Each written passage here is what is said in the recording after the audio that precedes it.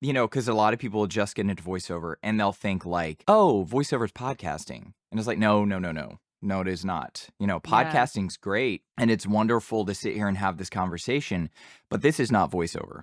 This Right. is, it Yes. is a much different thing because then people get confused because they're like, oh, well, I've seen every podcast in the world out there is using an SM7B.